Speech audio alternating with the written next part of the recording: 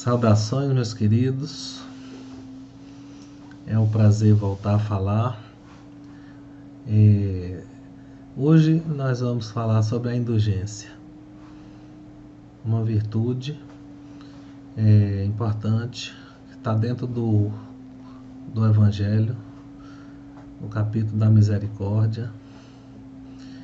E a indulgência, de acordo com o dicionário comum, seria a disposição do indivíduo para perdoar, a facilidade da pessoa perdoar as culpas, as fraquezas, as falhas dos irmãos, do próximo, tá? O indulgente é aquele que tem essa facilidade, tá? Uma virtude próxima da tolerância, do perdão. E nós vamos procurar ver o sentido exato de cada palavra dessa, que muitas vezes se confunde ao leitor, não é, do Evangelho. Está relacionado à clemência, não é? E etimologicamente, indulgentia significava entre os romanos perdão, remissão, quitação, não é? Indulgentia significa bondade, que vem de indulgeu, que é para ser gentil. Tá? Na Igreja Católica, há a questão da indulgência como a remissão dos pecados cometidos que foram perdoados pela Igreja. Mas não é nesse foco que a gente comenta hoje, senão no sentido psicológico, moral da palavra. O contrário da indulgência seria o rigor, seria a severidade, a dureza no trato com as imperfeições alheias. É uma função, portanto, nobre, uma função de comportamento daquele espírito que já atingiu um grau, uma certa elevação espiritual, traduzindo educação espiritual, que promove paz, saúde e equilíbrio psicofísico para aquele que a vivencia. É um brilho que vem da nossa centelha interior, da nossa luz divina, caracterizando com pensamentos de compreensão, caracterizada por bondade, compreensão, misericórdia e atitudes nobres para com o próximo. O trabalho de reforma interior e de renovação espiritual solicita a indulgência, requer que tenhamos medida de indulgência, tá? Como vimos na questão 886 do Livro dos Espíritos, a indulgência é uma das filhas da caridade, do amor-caridade, falando da caridade moral, não é? Que são benevolências, indulgência e perdão das ofensas. Indulgência com a imperfeição alheia, né? Por aí a gente já tira um pouco do que é o conceito da indulgência, tá? No sentido exato da palavra, tem a ver com como nós lidamos com a dificuldade do outro, tá? Como nós lidamos com a imperfeição, o erro, a fraqueza do outro. Será que nós criticamos, julgamos, excluímos a pessoa ou somos indulgentes? Eis o nosso desafio de hoje, tá? Quando o mundo em regeneração, segundo Chico Xavier, Emmanuel, no Pinga Fogo, afirmou que em 2057 o mundo, o planeta Terra já estaria na regeneração. E daqui até lá, né, nesses anos que antecedem, muitas transformações ocorreriam, entre elas as pandemias, o que é bem verdade, né? É o que nós estamos vendo acontecendo. Também veremos um renascimento das artes, né? Nós veremos a ciência também descobrindo a espiritualidade. Muitas coisas que André Luiz já antecipou nos seus livros, mas também outras questões aí de biologia, de física, do mundo espiritual, do corpo espiritual, mas esse não é o nosso foco hoje. Então, quando esse mundo regenerado tiver implantado, a indulgência vai ser um padrão de comportamento da maioria dos seres encarnados, tornando a Terra um mundo de mais qualidade para viver, né? Segundo o articulista Ivon Mar Costa, esses termos misericórdia, perdão e indulgência são termos que se confundem, tá? E nós vamos precisar buscar o sentido exato de cada palavra dessa. Primeiro, misericórdia está posicionado no título do capítulo 10. Bem-aventurados os misericordiosos, dando uma noção de uma abrangência que inclui dentro dela o não julgamento, o perdão, a própria indulgência. Nesse capítulo, na passagem perdoai para que Deus os perdoe, assim está escrito, não é? A misericórdia, consiste no esquecimento e no perdão das ofensas. Tá? E a conclusão que tiramos é que o perdão é um ato próprio da misericórdia. Dessa forma. Na outra passagem, o perdão das ofensas, Paulo, apóstolo, comenta: o vosso adversário andou mal com você, razão ainda maior para serdes indulgentes, relacionando o perdão com a indulgência também, né? Então, poderíamos sintetizar tudo nessa introdução, que o termo indulgência significa ao ver os defeitos dos outros, não é a não ver, tá? Os espíritos colocam na obra de Kardec assim: os três mensageiros, João, José, Simeão, José e Dufetre. Eles colocam assim: ao não ver ou ao ver superficialmente, indicando que não é deixar de perceber o erro, a falha e até aprender com eles, mas é não os valorizar, principalmente não divulgar, porque seria faltar com uma caridade, né? Conforme diz o Livro dos Espíritos numa questão, tá? Então, ao ver os erros alheios, suavizar nossas críticas, nossas censuras, e ao mesmo tempo destacar algum aspecto positivo daqueles que cometeram erro. Ser indulgente, portanto, seria tratar o outro com menos severidade, né? E olhar os erros do próximo com os olhos cheios de amor, tá? Os olhos cheios da amorosidade. Então, podemos também concluir que a indulgência é mais ampla que o perdão. Na realidade, na medida que o espírito evolui, tá? Ele precisa perdoar menos. No entanto, ele vai ser cada vez mais indulgente. É como se, assim, com a evolução, o perdão vai murchando e a indulgência vai crescendo, se dilatando no sentimento, no comportamento do espírito. Indulgência e misericórdia, na evolução, atinge um ponto de significar as mesmas coisas. E que a indulgência é uma virtude que o espírito, a partir do seu autoconhecimento, né, passa a entender, a compreender, a ter compaixão pelos outros espíritos aí menos adiantados, imperfeitos, né, como nós também somos imperfeitos, e entender que eles guardam dentro de si a capacidade da evolução, tá? Olhando o próximo com os olhos carregados de amor. Essa é a proposta da indulgência. O estudo da indulgência em Kardec aparece no capítulo 10 do Evangelho segundo o Espiritismo, na parte Instruções dos Espíritos. Então, corrigindo, são 3 mensagens. A primeira é de José, a segunda é de João, bispo, e a terceira é do Fetre, outro bispo.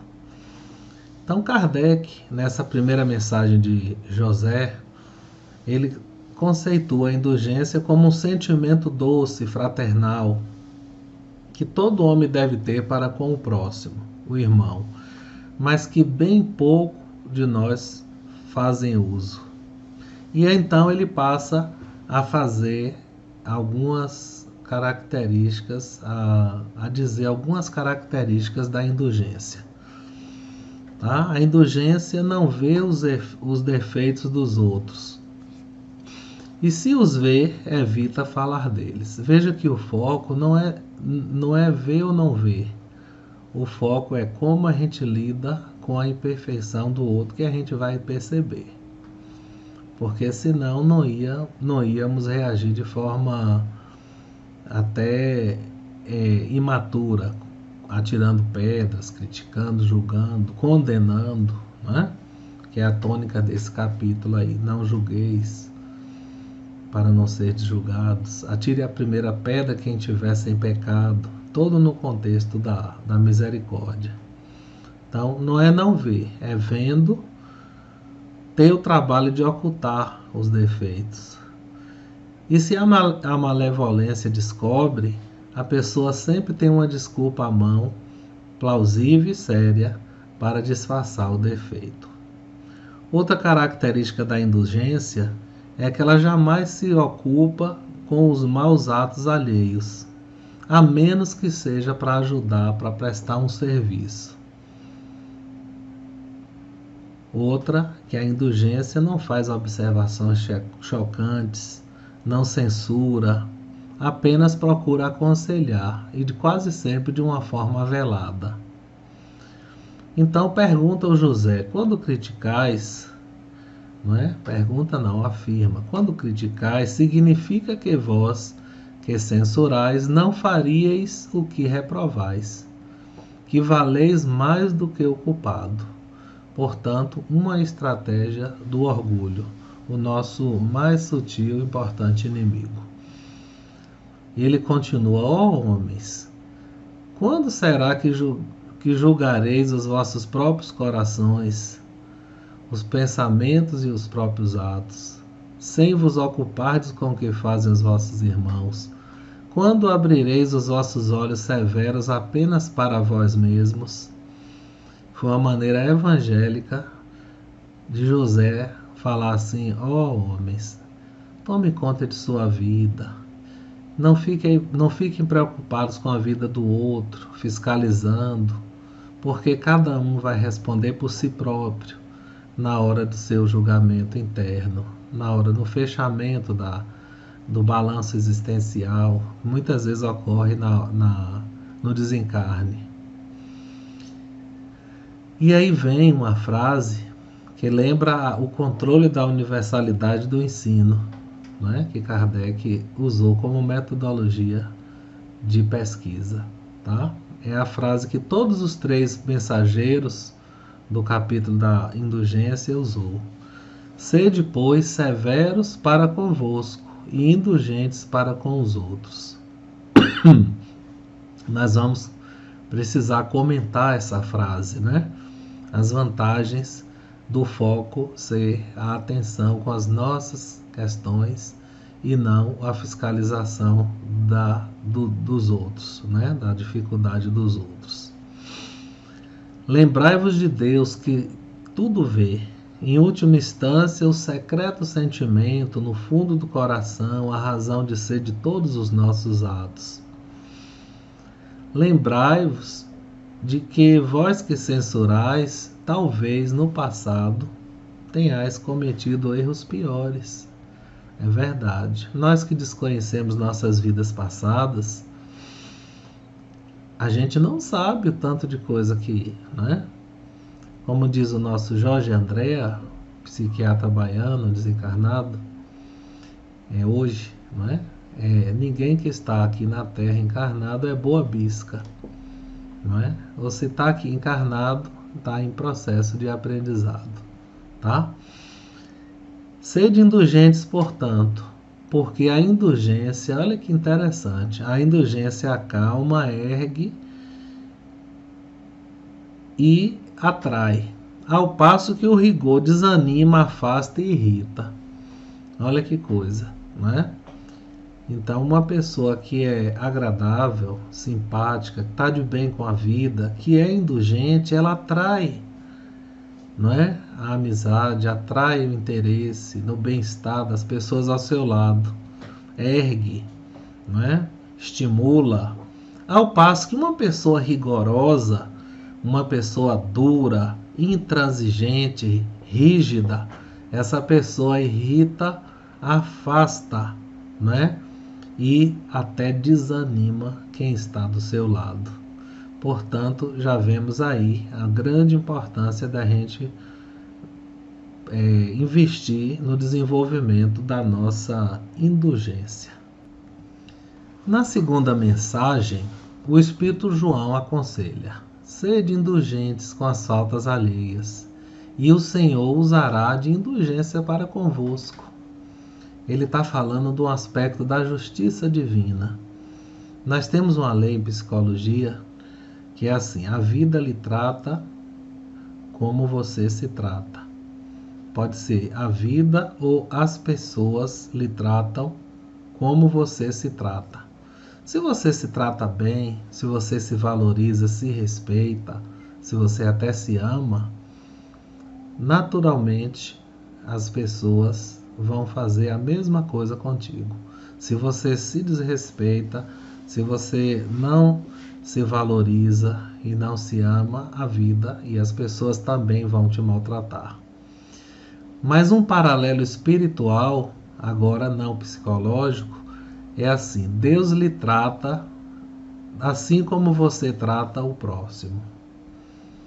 Tá? Então Deus vai lhe tratar na mesma medida que você tratar as pessoas. Se a gente quer receber indulgência, a gente deve usar da indulgência com o próximo. Se nós formos duros e intransigentes com o defeito alheio, nós vamos encontrar dureza e intransigência com nossas dificuldades também. Tá? Isso é justiça. Deus não é só amor, não. Deus também é justiça. Né? E João continua: animai os fortes para perseverarem, fortalecei os fracos, mostrando a bondade divina. Compreendei a misericórdia infinita de vosso Pai, e não esqueceis de dizer pelos atos. Olha que interessante, não é dizer pelos lábios, é dizer pelos atos: perdoai nossas ofensas, como nós perdoamos ao que eles nos têm ofendido, que é o trecho da oração dominical, né, do Pai Nosso. O Pai Nosso já entende que o perdão faz parte do cristão. Então não é na medida que a gente perdoar. Né? O pedido é assim: perdoa-nos já que nós perdoamos. Tá? É contando já com a indulgência e a misericórdia divina. Quando perdoardes aos vossos irmãos, não vos contenteis com o véu do esquecimento. O que é o véu? O véu é o esquecimento do passado. Tá? Não é só de vidas passadas, tem esse também. Mas o véu é o esquecimento do fato, da ofensa, do escândalo, daquele episódio infeliz que nós guardamos na forma de mágoa, de ressentimento. Tá? Aí ele diz assim: este véu por vezes é tão transparente que parece que a gente esqueceu, mas basta um encontro fortuito com a pessoa, né? A pessoa vira uma esquina, encontra a pessoa de frente, e aí o corpo da gente trata de lembrar. Você não esqueceu, não. O coração dispara, né? A pessoa tem reações assim de tremores, descontrole, mostrando que a mágoa está ali bem viva, só estava esquecida, entre aspas, porque estava distante, né, do ofensor. Tá bom? Então, não vos contenteis apenas com o véu do esquecimento. Levai-lhes junto com o perdão o amor. Eu sei que ele está pedindo uma coisa aí bem elevada, né, que ainda não é nossa realidade na maioria de nós. Perdoar já é um desafio, amar o inimigo, né, amar o ofensor é algo para as almas que estão mais avançadas, né, mas aponta o caminho, qual é o caminho, tá? Só o amor de Deus, né, a transcendência é capaz de tornar-nos prontos, capazes de amar o próximo desse jeito. Como o grande mandamento, né? Amar a Deus sobre todas as coisas, e aí será fácil amar o próximo e a si mesmo. Então, levar-lhes junto com o perdão o amor. Fazei por eles aquilo que pediríeis que o Pai Celestial fizesse por vós. Ele continua: substitui a cólera que macula pelo amor que purifica. Pregai pelo exemplo essa caridade ativa, infatigável, que Jesus nos ensinou, como ele mesmo fez, caminhando em suas pegadas, carregando as cruzes nossas e subindo o nosso Calvário, em cujo cimo estará a nossa glorificação. O Espírito do Fetre, ele conclui aconselhando-nos: caros amigos, sede severos para convosco e indulgentes para com os outros, as fraquezas dos outros. Esta é uma prática da caridade e bem poucos observam. Ele é bem sintético, né? Ele fala que todos nós temos fardos mais ou menos pesados para nos alijar, não é? E por que a gente ficar tão clarividente para com os erros alheios e tão cegos para os nossos? Por que a gente ficar olhando o cisco do erro no olho do próximo e esquecidos da trave que também está ali, talvez prejudicando a nossa visão? O verdadeiro caráter da caridade é a humildade, né? E consiste em ver apenas superficialmente o erro dos outros, esforçando para que prevaleça nessa criatura o que há de bom. Aí ele fala: embora o coração humano seja um abismo de corrupção, olha o que é que ele está falando, que coisa séria, né? Para muita gente, essa frase é uma desilusão. Muita gente que se sente santificado, já é espírito superior, né? Porque tem um cargo, porque tem uma tarefa espiritual na casa. Não se engane. Olha, preste atenção no que fala do Fetre. Porque, embora o coração humano seja um abismo de corrupção, sempre há, em algumas de suas dobras do coração, as dobras mais ocultas, o germe de bons sentimentos, centelha viva da essência espiritual, não é? Se alguém perguntar onde é que está na Kardec falando da centelha divina, não é? Do eu superior, da luz divina dentro de nós, lembrai-vos na mensagem de Dufetre, lá no finalzinho, nesse item 18, tá? Na mensagem sobre a indulgência. O Livro dos Espíritos, a questão 886, né? Também conhecida como a questão do BIP, né? Benevolência, indulgência e perdão, pergunta qual é o verdadeiro sentido da palavra caridade como Jesus a entendia, tá? Lembrando que no Evangelho é o amor, HP. Não aparece muito caridade como a gente entende hoje, né? A caridade, principalmente a caridade material, tá? A resposta aponta para a caridade moral, tá? Benevolência para com todos, indulgência para com a imperfeição, com as imperfeições dos outros, para com os erros, para com as dificuldades, né? Para com as fraquezas dos outros. e perdão das ofensas. Portanto, a indulgência, sim, é uma das filhas diretas da caridade, tá? E Kardec comenta que a caridade abrange as relações interpessoais e ela nos prescreve, portanto, a indulgência, já que nós todos precisamos de indulgência. Na mensagem Nós e os Outros, do espírito Irmão José, através de Carlos Bacelli, no livro Vinde a Mim, de Mensagens, que comenta essa passagem: irmãos, caros amigos, sede severos convosco e indulgentes para com as faltas dos outros.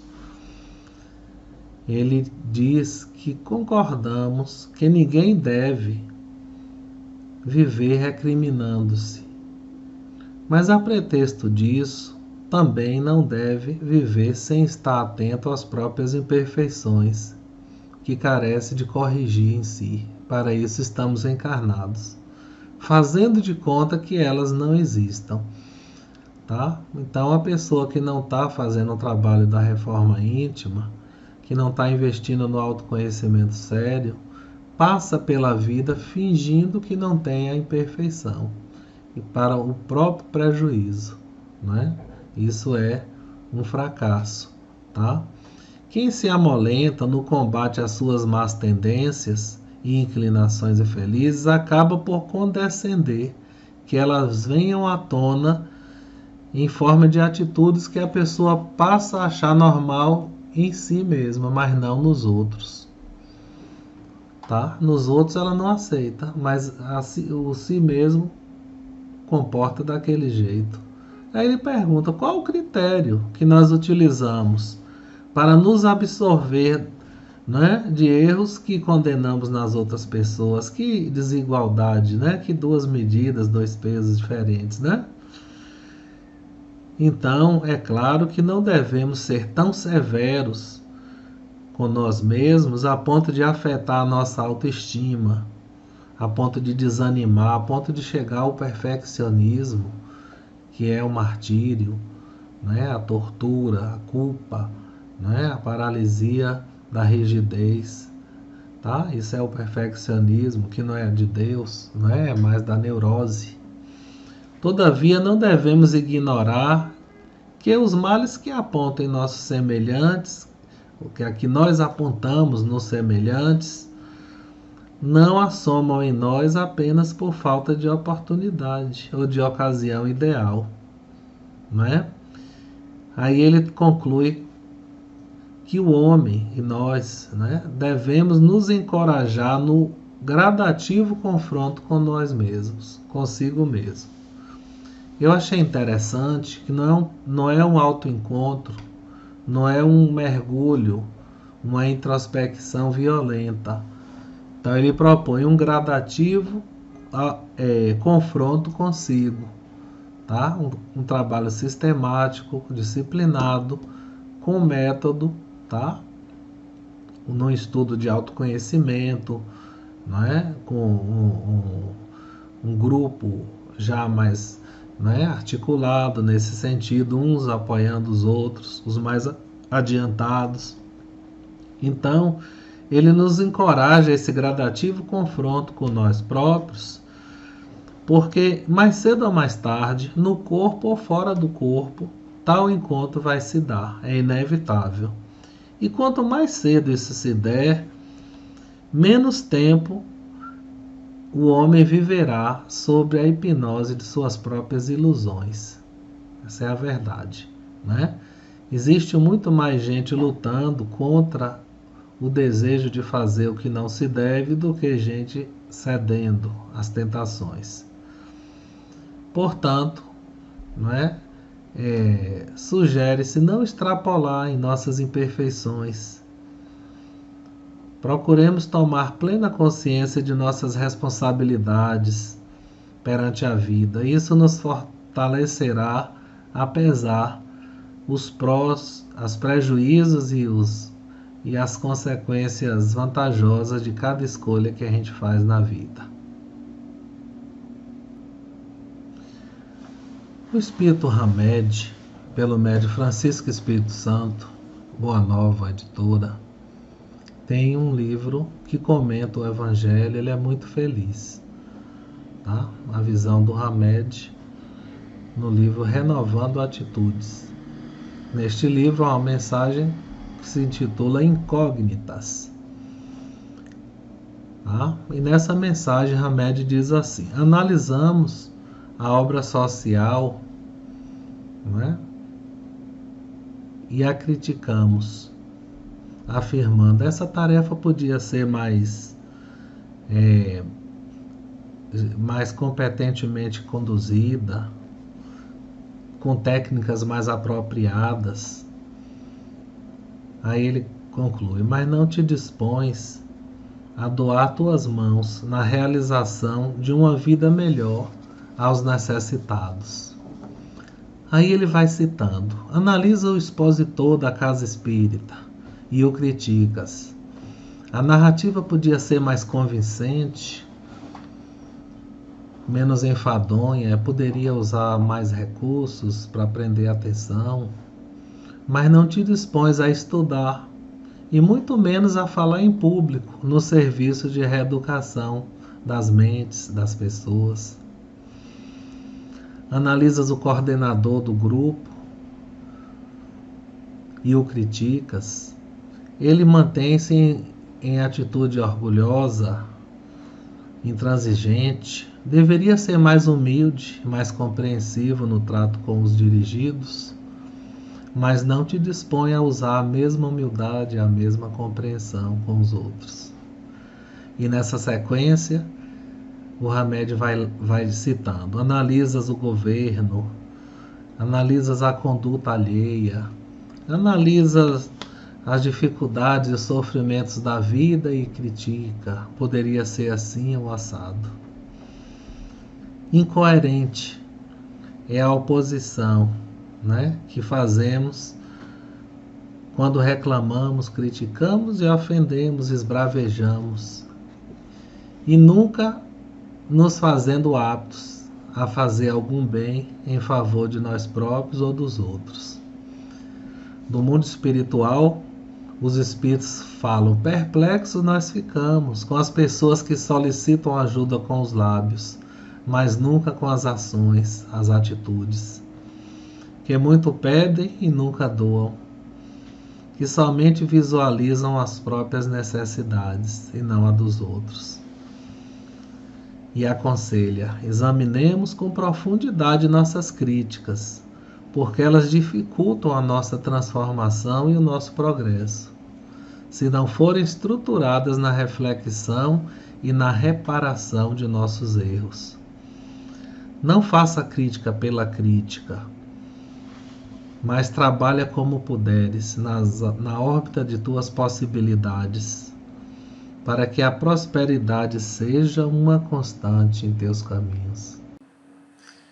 Hermance Dufour, no seu livro Mereça Ser Feliz, no seu capítulo 31, Severos, porém sem culpa, também comenta: sede, pois, severos para convosco e indulgentes para com as faltas alheias. Ele faz apontamentos comparando o aspecto severidade, recomendado pelos espíritos, como algo positivo, em confronto com a autocobrança, que é a neurose, é um adoecimento, é um peso, é um perfeccionismo, a autocobrança, né? Então, a autora explica: a severidade, como algo positivo, significa vigilância ativa, contínua, para não permitirmos o surgimento das sombras, das más ideias, as insatisfações, o desânimo. A severidade é disciplina, é ter compaixão e tolerância com as nossas próprias fragilidades. É autoaceitação, porém sem conivência. Muito feliz os comentários da Hermance Em relação à autocobrança, o aspecto negativo é querer fazer mais do que podemos. É uma autoimposição para a qual não temos preparo ainda. É uma injustiça consigo mesmo. A autocobrança, ela é um martírio para a alma, inclusive do caminhante espiritual, quando não esclarece devidamente sobre esses meandros do que significa uma reforma sem martírio. Então, essa recomendação dos Espíritos, sede severos para convosco, não deve ser confundida com rigidez, com castigo a nós próprios, com aquele alto flagelo, de forma alguma. Porque o sentimento de culpa e suas consequências lamentáveis sempre está presente em boa parte dos religiosos, inclusive espíritas, em razão das reminiscências do passado, estabelecendo autocobranças que, não satisfeitas, geram desânimo e, por fim, deserção. Não é? E o indivíduo abandona o projeto evolutivo, as tarefas do centro.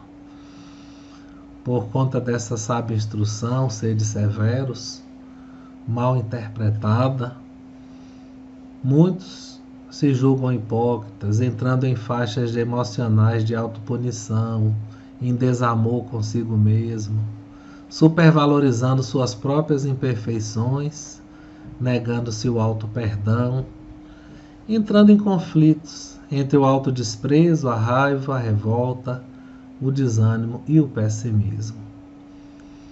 Nós não somos imperfeitos, nós estamos imperfeitos. E as faltas não intencionais, elas fazem parte do processo evolutivo de transformação. Necessitamos valorizar o que já edificamos. Necessitamos comemorar nossas vitórias. Necessitamos de otimismo. Não somos infelizes, também estamos infelizes. Verdade, nós somos luzes, nós somos deuses. Trágico equívoco acreditar na perfeição instantânea, que basta alguns poucos anos de centro e de atividade evangélica e já começam a nascer as asas nas costas, né? E vamos sair voando. Não, ainda arrastamos no chão. Não é? Depois de milhares de anos de cultivo das ervas daninhas no solo do coração, agora estamos despertando. E o Cristo nos alenta: conhecereis a verdade, e a verdade vos libertará. Que verdade? A verdade é a autoestima, é valorizar a nossa parte boa e não só a dos outros, é a indulgência com nós próprios, é ter misericórdia e compaixão com nós próprios, fixando-nos no homem novo que está surgindo, guardando um olhar mental na meta gloriosa que nos aguarda. Como Kardec diz, sendo hoje um pouco melhor do que ontem e amanhã um pouco melhor do que hoje. Sem distrair do homem velho que teima em ressuscitar no nosso íntimo. A culpa é tortura, é desamor, é impulso para baixo, para a derrota. Severidade, disciplina é crescimento, é auto-amor, é motivação para continuar. Jamais desistamos da melhora, sem perfeccionismo e fazendo o nosso melhor, experimentando a alegria da vitória, cujo troféu chama-se felicidade.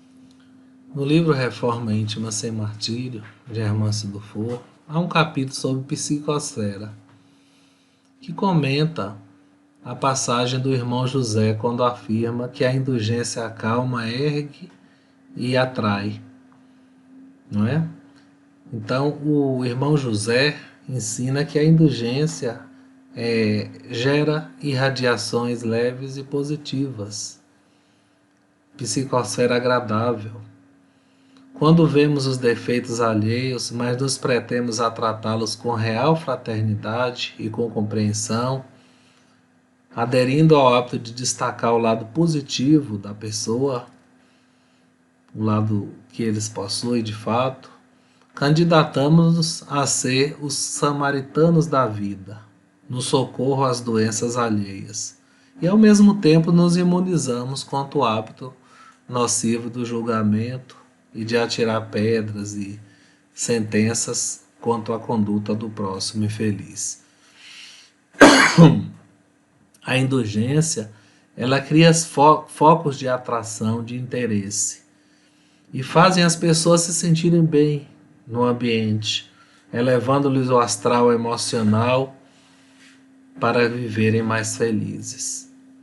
Então, ele convida este espírito que zelemos pelos nossos ambientes, pela atmosfera astral, não é? A psicosfera, tornando ambientes agradáveis, saudáveis, ricos de otimismo e vibrações positivas, onde haja tolerância construtiva, onde possamos cativar os laços de afeto, o hábito contínuo da oração, de preferência a oração em conjunto, o sorriso sempre presente, a alegria da convivência, o humor contagiante.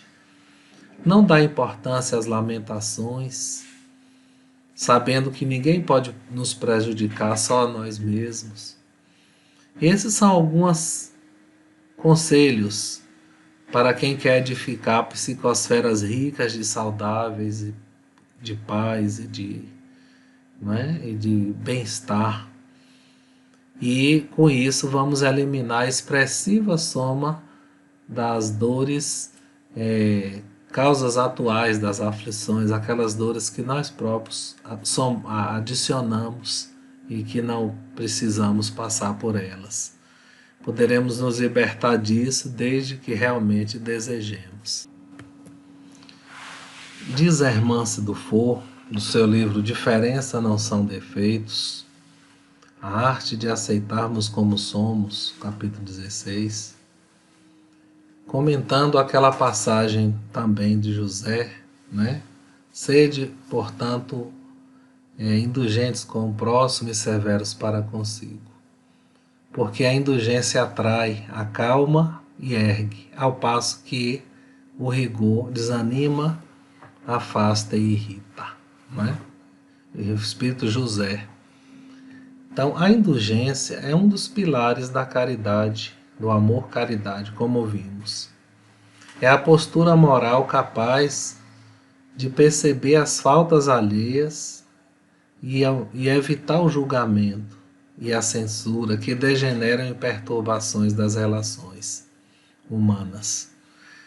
A indulgência não significa atitude passiva, de silêncio, de omissão ou de conivência. Ela deve se constituir numa ação dinâmica, que sempre percebe as imperfeições alheias e os dramas da sociedade, cooperando para a sua transformação. Na relação humana, ela tem o nome de tolerância ativa, inspiradora de ações cristãs, nos instantes de escândalo e de conflitos antifraternais que ocorrem às vezes entre os trabalhadores espirituais. Longe da convivência, da conivência, ser indulgente é analisar o outro e os acontecimentos infelizes, procurando entender a sua razão de ser, tomando uma atitude de compreensão. Precisamos analisar a situação, compreender a situação e, se preciso, agir construtivamente. São 3 passos, porque essas atitudes vão permitir um encaminhamento adequado na vida interpessoal, quando o assunto for imperfeições alheias, no intuito de aceitarmos uns aos outros como somos. Analisar não é um problema. No Livro dos Espíritos há uma questão, incorre em erro culpar de culpa o homem a por estudar os defeitos alheios, é a questão 903. Os Espíritos respondem: incorrerá sim, se o fizer com o propósito de criticar ou divulgar o erro alheio, porque isso seria faltar com a caridade. Então, para evitar isso, precisamos adotar a indulgência, não é? Adotar a posição de neutralidade na formulação de juízos acerca do drama alheio. A conduta nossa precisa estar alicerçada na compreensão. E isso sim vai ser um crescimento e um fortalecimento nas atitudes de fraternidade. Os defeitos alheios observados são deveres de amor que temos para auxiliar, para ajudar e remediar o sofrimento do próximo, e não para atirar pedras. Compreender é uma qualidade, não é, de aceitação, é penetrar nas razões do sofrimento. E eu recomendo o nosso vídeo sobre Não Julgueis, não é? Que fala sobre esse ponto da compreensão. E se formos chamados a agir construtivamente, que possamos ter discrição diante das falhas dos outros, possamos saber exercitar o silêncio, para que o escândalo não se exploda, né, dentro, gerando consequências mais graves. Que tenhamos uma atitude, uma postura de caridade. As relações indulgentes são estímulos vigorosos a uma convivência espírita cristã fraterna. Nutre-se entre os co-idealistas uma acentuada expectativa moral, uma cobrança velada, para além das condições de atendimento desses anseios, uns em relação aos outros. Nós somos seres humanos frágeis.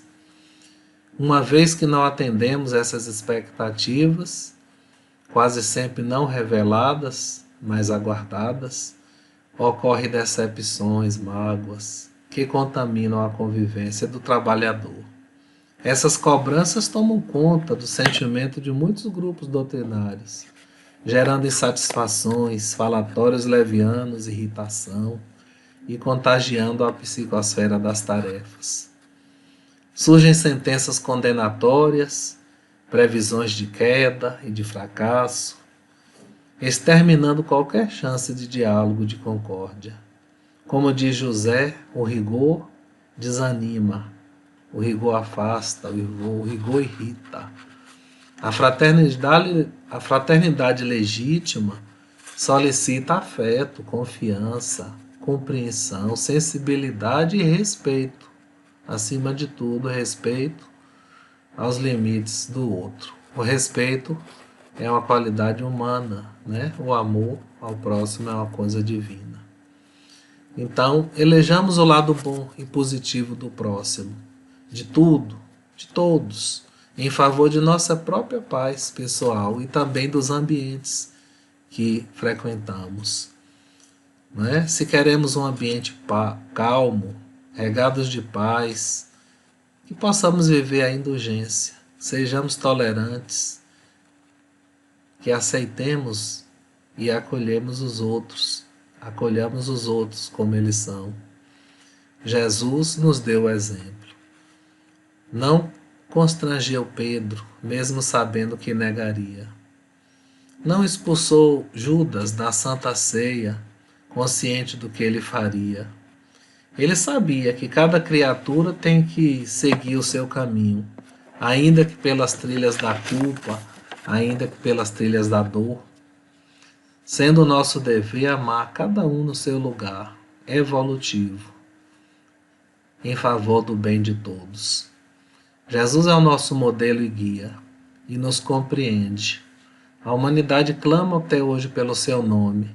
O nome de Cristo também atrai, também acalma e também ergue, porque sabemos que Ele exemplifica a arte de nos aceitar como somos. Muito obrigado.